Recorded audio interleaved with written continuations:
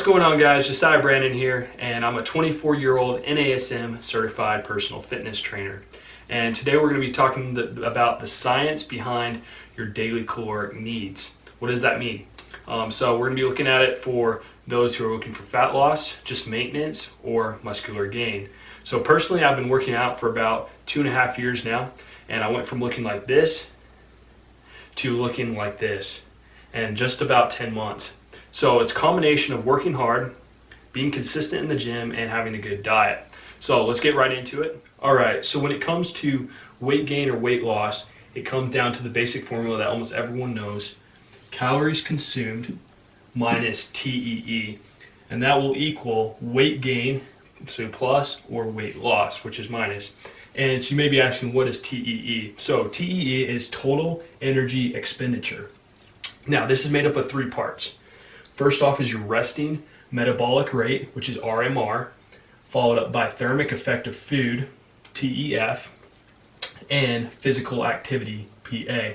So resting metabolic rate, just a basic explanation, we'll get more into it later, is, let's just say you're laying on your bed, just your body's everyday function to keep you alive. So it's just the everyday functions that your body needs to consume, burn energy to keep you alive.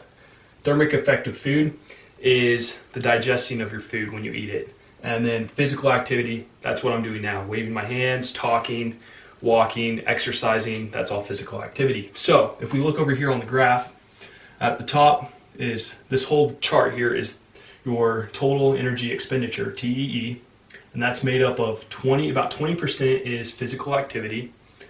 Then you got 10%, which will be made up of thermic effect of food, and then about 70% is RMR, resting metabolic rate. Now, there's a couple ways you can go about increasing your resting metabolic rate, and we'll talk about that, but let's go in more discussion here of what is resting metabolic rate, thermic effect of food, and physical activity.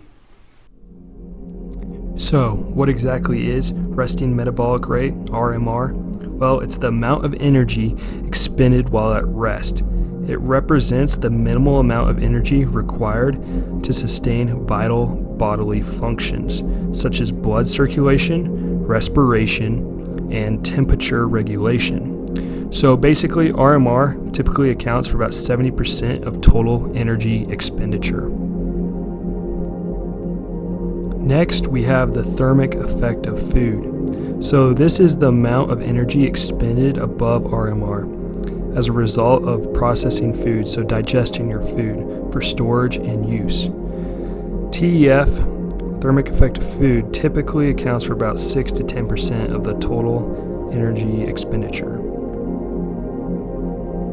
Finally, the last one is energy expended during physical activity. So this one's pretty self-explanatory. It's the amount of energy expended above RMR and TEF and is associated with physical activity. So any calories you burn just doing physical activity. So walking around, taking a walk around the block, doing your dishes, fidgeting, or even going to the gym and getting a pump.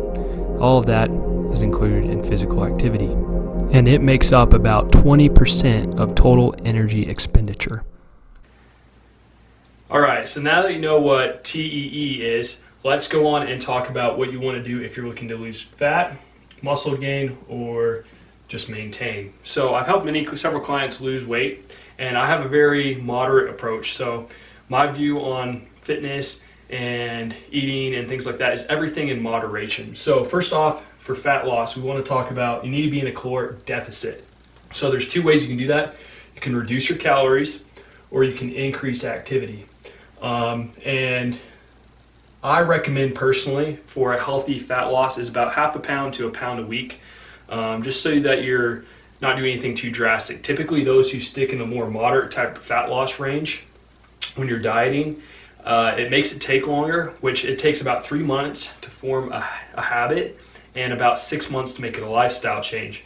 So you'll see with a lot of fad diets, things like that, that people lose weight really fast. They haven't formed those habits to be able to maintain and keep the weight off. So that's why I promote slower weight loss. It's also less hard on your body. You're not going to feel as hungry. It gives your body time to adjust as you're losing that weight a little bit. So to lose 1 pound a week, you're going to want to have a negative 500 calorie deficit a day. So you need to burn 500 more calories than you consume, and that would come to 3,500 a week calories deficit. So let's take, for example, me. My maintenance calories is around 3,000. So I have 3 different options. One, this would be the lazy option, is to just eat 2,500 calories. So I cut 500 calories out of my diet to lose that 500 a day. Now, as I lose weight, I'm gonna have to keep cutting calories because your body's gonna be, your resting metabolic rate is gonna drop as you start losing weight. Now, that's option 1, not a very good option. Don't recommend it.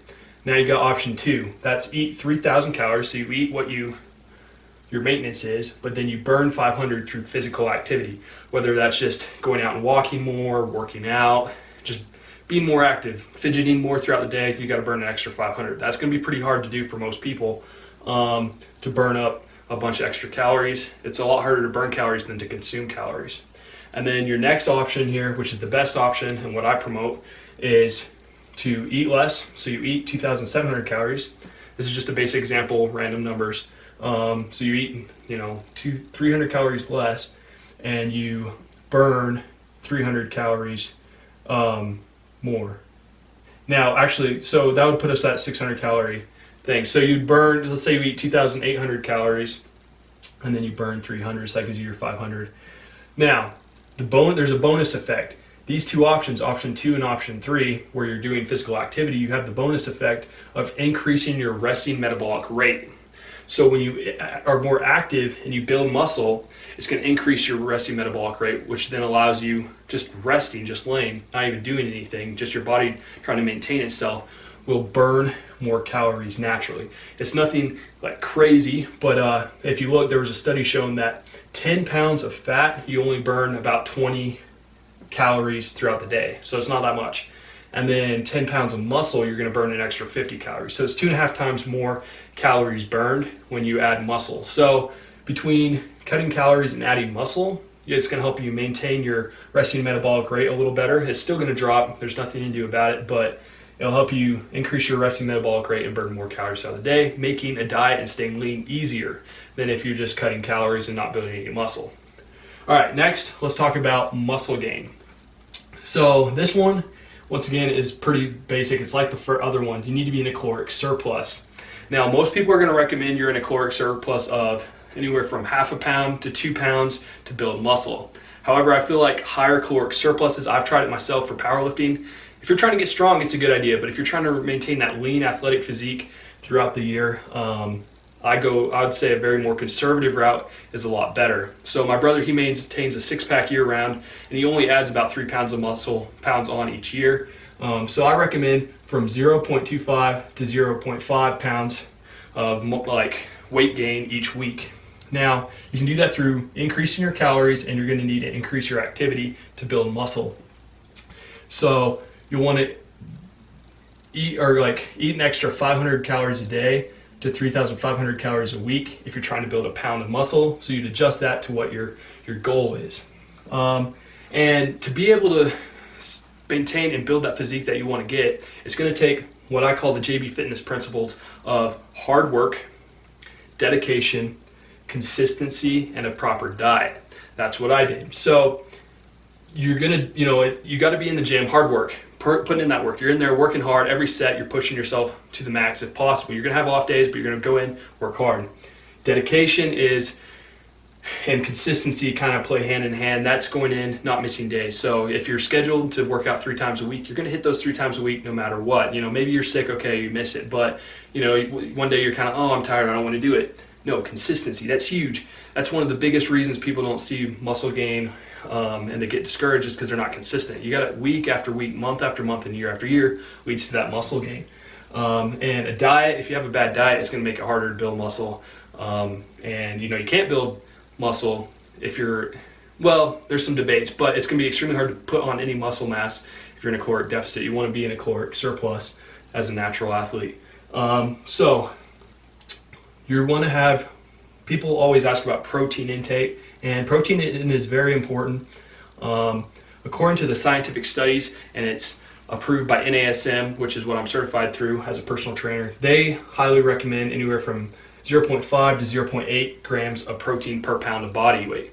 For me personally, I like to err on a little bit cautious side, so I do a pound, 1 gram per pound, which makes it easy. Right now I'm about 200 pounds, so I eat 200 grams of protein. Makes it nice and basic and easy to follow. So that's what I recommend. Now, when it comes to protein, 1 pound of muscle is made up of several elements. So 1 pound of muscle, to build a pound of muscle, a pound of muscle contains about 100 grams of protein. So in that pound of muscle is made up of 72% water.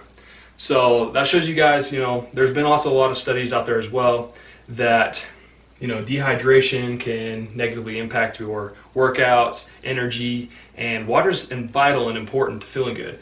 I went traveling right before my powerlifting meet, and I was extremely dehydrated, and man, I could hardly lift anything because of that. So 72% water, it's made up of 22% protein and about 6% of fat, minerals, and glycogen. So the 22% of protein is made up of that muscle is 100 grams of protein in total. So that's only 14 grams. So if you're eating protein, you'd only technically need 14 grams of protein every day to build a pound of muscle each week. Now, obviously, we like to eat more than that than just 14, but theoretically, you could only eat 14 and still build a pound of muscle. Now, a lot of newbies kind of want to know, how much muscle can I build in a year? And so that question is, typically, from all the studies and research, as a natural athlete, that's what I promote. I'm natural, always lifted natural. Your first year, you're probably going to see somewhere about 12 to 18 pounds of muscle gain if you're training correctly and working hard. Year 2, somewhere between 8 to 12 pounds. Year 3, about 3 to 5 pounds. And after that, about 1 to 3 pounds a year. So you don't need to be in a huge caloric surplus and gaining all this weight and dropping all this weight. It's better just maintain a small caloric surplus or a small deficit and maintain your physique year round. Try and stay lean, relatively lean, about 10-15% body fat year round is fantastic. Now, finally, we have the maintenance, and it's pretty basic, self-explanatory. Your calories in need to equal your calories out. So if you exercise more, you need to eat more. If you exercise less, you eat less. So it kind of just plays in hand. And one other thing to note on the fat loss aspect is there's been several studies that some people think, okay, I want to lose weight, I should split my meals into like 6 or 8 meals a day because of the thermic effect of eating food, and that'll cause me to burn more calories. However, there's been studies by Harvard and many other accredited places that show it doesn't really have that much of effect. It's really, the effect on it is negligent. It just isn't that much there. All right, thank you guys for watching this video. I hope you enjoyed it and learned something new from it. Hopefully you can take something away, whether you're trying to lose fat, build muscle. You learned a little more and can now use these scientific studies and understand it better so that you can hopefully progress better in the gym. If you enjoyed the video, please leave a like and share the video and leave a comment down below, as this really helps me out and lets me know that you guys did enjoy it. And by sharing it, maybe you can help your friend or a family out, help them on their fitness journey or their goal to lose weight. As always, I am an NASM certified personal trainer. And if you want to work with me, I have a link in the description below. I do online coaching and in-person coaching and would love to work with each and every one of you to help you succeed, and we can build a custom program for you. Thank you guys for watching. Comment down below as well what other scientific studies you'd like me to talk about, and so that we can learn together. Thank you guys. As always, God bless and work hard. Peace. Let's go, let's go!